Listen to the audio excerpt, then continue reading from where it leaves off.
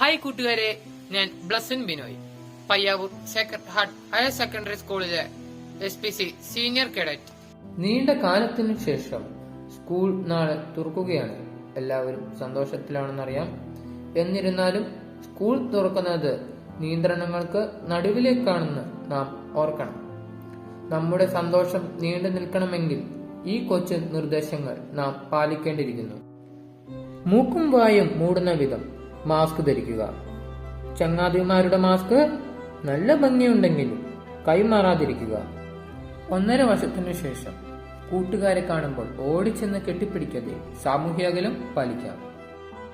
ഇടയ്ക്കിടെ സോപ്പും സാനിറ്റൈസറും ഉപയോഗിച്ച് കൈ വൃത്തിയാക്കുക. കൂട്ടുകാരുമായി ഭക്ഷണ സാധനങ്ങൾ ഷെയർ ചെയ്യരുത്. നമ്മുടെ പഠന ഉപകരണങ്ങളും ഷെയർ ചെയ്യരുത്. വീട്ടിൽ തിരിച്ചെത്തിയാലൂടെ കുളിക്കുക.